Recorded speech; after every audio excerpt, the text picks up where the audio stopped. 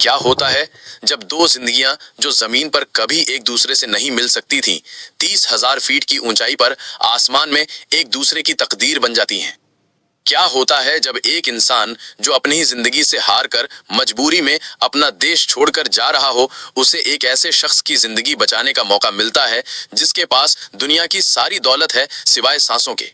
ये कहानी एक ऐसे ही होनहार ग्रेजुएट लड़के की है जिसकी डिग्रियां रद्दी बन चुकी थीं और जिसे अपने परिवार का पेट पालने के लिए मजदूरी करने दुबई जाना पड़ रहा था, और एक ऐसे बेरहम कामयाब बिजनेसमैन की है जिसके लिए समय ही पैसा था और इंसान सिर्फ उस पैसे को कमाने का एक जरिया। जब उस बिजनेसमैन को उड़ते हुए प्लेन में दिल का दौरा पड़ा और मौत उसके सामने खड़ी थी, तब उसी मजबूर लड़के ने अपनी सूझबूझ से एक फरिश्ते की तरह उसकी जान बचाई। लेकिन उसे कहां पता था कि जिस जिंदगी को वो बचा रहा है, वही जिंदगी एक दिन उसे उस गुमनामी और मजबूरी के अंधेरे से निकालकर आसमान की बुलंदियों पर पहुंचा देगी। ये कहानी उस एक हवाई जहाज के सफर की है जिसने दो इंसानों की जिंदगी का रुख हमेशा हमेशा के लिए बदल दिया। लखनऊ, नवाबों का शहर, अपनी तहजीब, अपनी नजाकत और अपनी धीमी रफ्तार जिंदगी के लिए मशहूर। इसी शहर की एक पुरानी मध्यम वर्गीय बस्ती में राहुल का परिवार रहता था। राहुल 24 साल का एक ऐसा नौजवान जिसकी आंखों में सपने तो बहुत बड़े थे, लेकिन जिसकी किस्मत शायद उससे रूठी हुई थी। वो अपने माँ बाप का इकलौता बेटा था, उनका गर्व था। उसने शहर के सबसे अच्छे कॉलेज से बिजनेस एडमिनिस्ट्रेशन में ग्रेजुएशन किया था, वो भी गोल्ड मेडल के साथ। उसकी मार्कशीट पर लिखे नंबर उसकी काबिलियत की गवाही देते थे। राहुल के पिता अशोक जी एक छोटी सी सरकारी नौकरी से रिटायर हुए थे। उनकी पेंशन से घर का गुजारा तो चल जाता था, लेकिन पिछले 2 सालों में घर पर मुसीबतों का पहाड़ टूट पड़ा था। अशोक जी को एक गंभीर बीमारी ने जकड़ लिया था, जिसके इलाज में उनकी सारी जमा पूंजी और प्रोविडेंट फंड का पैसा पानी की तरह बह गया था। घर पर कर्ज चढ़ गया था। राहुल की माँ सरला जी ने अपने गहने तक बेच दिए थे। राहुल ने नौकरी के लिए दिन रात एक कर दिया था। वो शहर की हर छोटी बड़ी कंपनी के दरवाजे पर दस्तक देता। वो घंटों लाइनों में लगकर इंटरव्यू देता। हर इंटरव्यू में उसके ज्ञान और उसकी समझ की तारीफ तो होती, लेकिन जब बात नौकरी देने की आती तो कोई ना कोई बहाना बना दिया जाता। कभी कहते तुम्हारे पास अनुभव नहीं है, तो कभी कहते हमारे पास अभी जगह खाली नहीं है। धीरे धीरे उसकी सारी उम्मीदें टूटने लगी थी। उसे अपनी गोल्ड मेडल की डिग्री कागज का एक बेकार टुकड़ा लगने लगी थी। घर की हालत बद से बदतर होती जा रही थी। पिता के इलाज का खर्च, घर का राशन और सबसे बढ़कर साहूकारों का रोज रोज दरवाजे पर आकर बेइज्जत करना। राहुल ये सब और बर्दाश्त नहीं कर पा रहा था। एक रात जब उसने अपनी माँ को चुपके चुपके आंगन में बैठकर रोते हुए देखा, तो उसने एक ऐसा फैसला किया जिसने उसकी रूह को अंदर तक कंपा दिया। उसने अपने एक दोस्त से बात की जो दुबई में एक कंस्ट्रक्शन कंपनी में काम करता था। उसने राहुल को बताया कि वहां मजदूरों की बहुत जरूरत है, काम मुश्किल है, धूप में पत्थर तोड़ने पड़ेंगे, लेकिन महीने के 15-20 हजार रुपए मिल जाएंगे। राहुल के लिए इस वक्त वो 15-20 हजार रुपए किसी खजाने से कम नहीं थे। उसने अपनी डिग्रियां, अपने सपने, सब कुछ एक संदूक में बंद किया और अपने माँ बाप से झूठ बोला कि उसे दुबई की एक बड़ी कंपनी में सुपरवाइजर की नौकरी मिल गई है। उसने एजेंट को पैसे देने और वीजा टिकट का इंतजाम करने के लिए घर का बचा खुचा सामान भी बेच दिया। जिस दिन वो दिल्ली एयरपोर्ट के लिए निकल रहा था, उस दिन उसके माँ बाप की आंखों में खुशी के आंसू थे। उन्हें लग रहा था कि उनका बेटा अब उनकी सारी मुश्किलें दूर कर देगा, लेकिन राहुल का दिल जानता था कि वो किसी सुनहरे भविष्य की तरफ नहीं, बल्कि एक अंधेरे कुएं में छलांग लगाने जा रहा था। उसी दिन उसी एयरपोर्ट पर एक और मुसाफिर था। वो था मिस्टर राजवीर सिंघानिया, 50 साल का एक ऐसा बिजनेस टाइकून जिसका नाम देश के सबसे अमीर और सबसे ताकतवर लोगों में शुमार था। सिंघानिया ग्रुप ऑफ इंडस्ट्रीज का मालिक राजवीर सिंघानिया ने अपनी मेहनत और बेरहम कारोबारी नीतियों से एक छोटा सा कारोबार शुरू करके उसे ग्लोबल एम्पायर में बदल दिया था। उसके लिए रिश्ते, भावनाएं, इंसानियत, ये सब किताबी बातें थी। उसकी दुनिया सिर्फ प्रॉफिट, लॉस, डील और डेडलाइन के इर्द गिर्द घूमती थी। वो अपने बिजनेस के सिलसिले में दुबई जा रहा था, जहां उसकी एक बहुत बड़ी डील होने वाली थी। जब राहुल एक साधारण सी इकोनॉमी क्लास की लाइन में अपने पुराने से बैग के साथ खड़ा था, तो राजवीर सिंघानिया वीआईपी लाउंज में बैठकर अपनी फर्स्ट क्लास की फ्लाइट का इंतजार कर रहा था। दोनों एक ही मंजिल पर जा रहे थे, लेकिन दोनों के रास्ते, दोनों की दुनियाएं एक दूसरे से कोसों दूर थीं। प्लेन ने उड़ान भरी। राहुल खिड़की वाली सीट पर बैठा नीचे छूटते हुए अपने शहर, अपने देश को देख रहा था। उसकी आंखों में आंसू थे। वो सोच रहा था कि क्या वो कभी एक इज्जत की जिंदगी जी पाएगा? क्या वो कभी अपने माँ बाप के सपनों को पूरा कर पाएगा? उसका दिल भारी था, भविष्य अनिश्चित था। वहीं फर्स्ट क्लास के आलीशान केबिन में राजवीर सिंघानिया अपने लैपटॉप पर झुका हुआ था। वो अपनी दुबई वाली मीटिंग की प्रेजेंटेशन को आखिरी बार देख रहा था। उसके चेहरे पर एक तनाव था, एक बेचैनी थी। पिछले कुछ दिनों से उसे अपने सीने में एक हल्का सा दर्द महसूस हो रहा था, लेकिन उसने उसे काम के स्ट्रेस का नतीजा समझकर नजरअंदाज कर दिया था। उसके लिए अपनी सेहत से ज्यादा जरूरी उसकी वो डील थी। प्लेन को उड़े हुए करीब 2 घंटे हो चुके थे। वो अरब सागर के ऊपर से गुजर रहा था। तभी फर्स्ट क्लास के कैबिन में अचानक हड़कंप मच गया। राजवीर सिंघानिया को अपने सीने में एक तेज असहनीय दर्द महसूस हुआ। उसका सांस लेना मुश्किल हो गया। उसके माथे पर पसीने की बूंदें छलक आईं और वो अपनी कुर्सी से नीचे गिर गया। एयर हॉस्टेस भागी भागी आई। उन्होंने तुरंत घोषणा की कि क्या प्लेन में कोई डॉक्टर है? यहाँ एक मेडिकल इमरजेंसी है।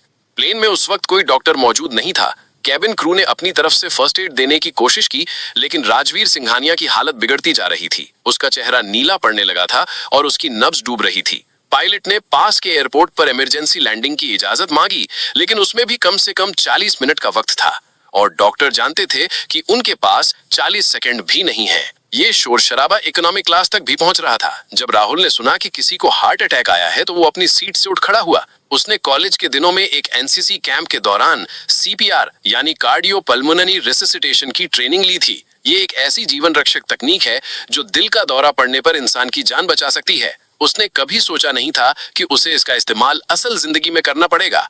एक पल के लिए वो झिझका। वो कौन होता है किसी की जिंदगी में दखल देने वाला? लेकिन फिर उसके अंदर के इंसान ने उसे झकझोरा। एक जान जा रही थी और शायद, सिर्फ शायद, वो उसे बचा सकता था। वो अपनी सारी झिझक छोड़कर फर्स्ट क्लास कैबिन की तरफ भागा। वहां का माहौल देखकर उसका दिल दहल गया। एक अमीर, ताकतवर दिखने वाला आदमी मौत और जिंदगी के बीच झूल रहा था। एयर हॉस्टेस उसे रोकने लगी। आप कौन हैं? आप यहाँ नहीं आ सकते। राहुल ने घबराई हुई लेकिन दृढ़ आवाज में कहा, मैं डॉक्टर नहीं हूं, लेकिन मुझे सीपीआर देना आता है। प्लीज मुझे एक मौका दीजिए, हमारे पास वक्त नहीं है। उसकी आंखों में एक ऐसी सच्चाई और एक ऐसी अर्जेंसी थी कि क्रू मेंबर्स ने उसे रास्ता दे दिया। राहुल तुरंत राजवीर सिंघानिया के पास घुटनों के बल बैठ गया। उसने उनकी नब्ज चेक की, जो लगभग बंद हो चुकी थी। उसने बिना एक पल गवाए सीपीआर देना शुरू कर दिया। वो अपने दोनों हाथों से एक खास लय में उनके सीने को दबा रहा था। ये एक बहुत ही थका देने वाला काल था, लेकिन राहुल अपनी पूरी ताकत और अपनी पूरी आत्मा से उस काम में जुट गया। वो सिर्फ एक शरीर को नहीं, बल्कि एक जिंदगी को वापस लाने की कोशिश कर रहा था। मिनट गुजरते जा रहे थे। हर गुजरता पल एक घंटे जैसा लग रहा था। प्लेन में पूरी तरह से सन्नाटा छा गया था। हर कोई सांस रोके उस लड़के को देख रहा था जो एक अजनबी की जान बचाने के लिए अपनी पूरी जान लगा रहा था। करीब 10 मिनट की लगातार मशक्कत के बाद एक चमत्कार हुआ। राजवीर सिंघानिया के शरीर में एक हल्की सी हरकत हुई। उसने एक लंबी गहरी सांस ली। उसकी आंखें खुली। पूरे प्लेन में तालियों की गड़गड़ाहट गूंज उठी। एयर होस्टेस की आंखों में खुशी के आंसू थे। राहुल पसीने से तरबतर हांफता हुआ वहीं जमीन पर बैठ गया। उसे लगा जैसे उसने अपनी जिंदगी की सबसे बड़ी लड़ाई जीत ली हो। प्लेन ने दुबई में इमरजेंसी लैंडिंग की। एयरपोर्ट पर पहले से ही एम्बुलेंस और मेडिकल टीम तैयार थी। राजवीर सिंघानिया को तुरंत शहर के सबसे अच्छे अस्पताल ले जाया गया। उस आपाधापी में किसी ने राहुल पर ध्यान नहीं दिया। जब सब कुछ शांत हुआ तो राहुल चुपचाप उठा और इमिग्रेशन की लाइन में जाकर खड़ा हो गया। उसने कोई श्रेय लेने की कोशिश नहीं की। उसने सिर्फ अपना फर्ज निभाया था और अब वो अपनी उस मजबूरी की मंजिल की तरफ बढ़ रहा था जिसके लिए वो यहाँ आया था। अस्पताल में डॉक्टरों ने बताया कि राजवीर सिंघानिया को एक बहुत बड़ा हार्ट अटैक आया था। अगर उन्हें समय पर सीपीआर न मिला होता तो उनका बचना नामुमकिन था। उस लड़के ने सचमुच में उनकी जान बचाई थी। 2 दिन बाद जब राजवीर सिंघानिया को होश आया और उन्हें पूरी बात पता चली तो वो हैरान रह गए। वो जो हमेशा ये मानते थे कि पैसा ही भगवान है, आज एक ऐसे लड़के की वजह से जिंदा थे जिसे वो जानते तक नहीं थे। उन्हें अपने ऊपर शर्मिंदगी महसूस हुई। उन्हें याद आया कि कैसे वो अपनी सेहत को नजरअंदाज करके सिर्फ एक डील के पीछे भाग रहे थे। मौत को इतने करीब से देखने के बाद उन्हें जिंदगी की कीमत समझ में आई थी। उनके मन में सिर्फ एक ही बात थी, वो लड़का कौन था? वो फरिश्ता कौन था जिसने उसे दूसरी जिंदगी दी? वो उससे मिलना चाहते थे, उसका शुक्रिया अदा करना चाहते थे। उन्होंने एयरलाइन कंपनी से संपर्क किया। उन्होंने उस लड़के का नाम और सीट नंबर पूछा। कंपनी ने रिकॉर्ड्स चेक करके बताया लड़के का नाम राहुल मिश्रा था। सिंघानिया ने अपने दुबई के ऑफिस के सबसे बड़े मैनेजर को बुलाया और उसे सिर्फ एक काम दिया, मुझे ये लड़का चाहिए, राहुल मिश्रा, वो कहीं भी हो उसे ढूंढकर मेरे सामने लाओ। ये एक मुश्किल काम था। दुबई में लाखों भारतीय मजदूर काम करते हैं, उनमें से किसी एक राहुल मिश्रा को ढूंढना समंदर में से एक मोती खोजने जैसा था। सिंघानिया की टीम ने अपनी पूरी ताकत लगा दी। उन्होंने लेबर कैंपों में, कंस्ट्रक्शन साइट्स पर हर जगह राहुल की तस्वीर दिखाकर पूछताछ की। इधर राहुल की जिंदगी एक नरक बन चुकी थी। वो दुबई की चिलचिलाती धूप में एक बड़ी सी कंस्ट्रक्शन साइट पर पत्थर तोड़ने का काम कर रहा था। उसका शरीर हर रोज टूटता था, लेकिन वो अपने घर पैसे भेजने के लिए ये सब सह रहा था। वो अक्सर उस प्लेन वाली घटना को याद करता। वो सोचता कि वो अमीर आदमी अब कैसा होगा, क्या वो जिंदा भी होगा? लेकिन फिर वो अपनी हकीकत की दुनिया में वापस आ जाता। एक हफ्ता बीत गया। सिंघानिया की टीम को राहुल का कोई सुराग नहीं मिला। राजवीर सिंघानिया की बेचैनी बढ़ती जा रही थी। उन्हें लग रहा था कि शायद वो अपने उस जीवनदाता से कभी नहीं मिल पाएंगे। आखिरकार एक दिन एक छोटा सा सुराग मिला। एक लेबर कैंप के सुपरवाइजर ने राहुल की तस्वीर पहचानी। हाँ, ये लड़का हमारे ही कैंप में रहता है, नया आया है लखनऊ से। अगले ही पल राजवीर सिंघानिया की चमचमाती हुई रोल्स रॉयस उस धूल भरे गंदे से लेबर कैंप के बाहर आकर रुकी। राजवीर सिंघानिया, जो कभी ऐसे इलाकों की तरफ देखना भी पसंद नहीं करते थे, आज खुद चलकर वहां आए थे। जब मैनेजर ने राहुल को बताया कि कोई बड़ा साहब उससे मिलने आया है, तो राहुल डर गया। उससे लगा कि शायद उसने कोई गलती कर दी है और अब उसे नौकरी से निकाल दिया जाएगा। वो डरता डरता अपने पसीने और धूल से सने हुए कपड़ों में उस शानदार गाड़ी के पास पहुंचा। गाड़ी का शीशा नीचे उतरा। अंदर जो शख्स बैठा था, उसे देखकर राहुल के होश उड़ गए। वो वही आदमी था जिसकी जान उसने प्लेन में बचाई थी। राजवीर सिंघानिया भी राहुल को देखकर हैरान रह गए। ये लड़का, इतना पढ़ा लिखा, इतना होशियार दिखने वाला लड़का, यहां मजदूरी कर रहा है। राजवीर गाड़ी से बाहर निकले। उन्होंने राहुल को ऊपर से नीचे तक देखा। उनकी आंखों में एक अजीब सी पीड़ा और एक गहरा सम्मान था। वो कुछ बोल पाते उससे पहले ही उनकी आंखों से आंसू छलक पड़े। वो आगे बढ़े और उन्होंने राहुल को कसकर अपने गले से लगा लिया। मैं तुम्हें कहां कहां नहीं ढूंढता रहा बेटे। राहुल हक्का बक्का सा खड़ा था। उसे कुछ समझ नहीं आ रहा था। राजवीर सिंघानिया राहुल को अपने साथ अपने आलीशान होटल ले गए। उन्होंने उसे अपने पास बिठाया और उसकी पूरी कहानी सुनी। जब उन्होंने राहुल की काबिलियत, उसकी मजबूरी और उसके परिवार के बलिदान के बारे में सुना, तो उनका दिल भर आया। उन्हें एहसास हुआ कि यह लड़का सिर्फ एक जीवन दाता ही नहीं, बल्कि एक ऐसा हीरा है जिसे दुनिया ने धूल में फेंक दिया था। उन्होंने उसी वक्त एक फैसला किया। उन्होंने राहुल से कहा, बेटा, तुम्हारी जगह यहां इन रेगिस्तानों में पत्थर तोड़ने की नहीं है। तुम्हारी जगह मेरे साथ है, इंडिया में। उन्होंने तुरंत राहुल के एजेंट को फोन करके उसका कॉन्ट्रैक्ट कैंसिल करवाया, उसका सारा हिसाब किताब चुकता किया और अगले ही दिन की फ्लाइट से राहुल को अपने साथ अपने प्राइवेट जेट में बिठाकर वापस भारत ले आए। जब राहुल वापस अपने घर लखनऊ पहुंचा, तो उसके माँ बाप उसे देखकर हैरान रह गए। और जब राजवीर सिंघानिया जैसी बड़ी हस्ती खुद उनके घर आई, तो उन्हें अपनी आंखों पर यकीन नहीं हुआ। राजवीर सिंघानिया ने हाथ जोड़कर राहुल के माता पिता से कहा, मैं आपकी अमानत आपको वापस लौटाने आया हूं। आपके बेटे ने मुझे एक नई जिंदगी दी है। आज से ये सिर्फ आपका नहीं, मेरा भी बेटा है और इसकी सारी जिम्मेदारियां आज से मेरी हैं।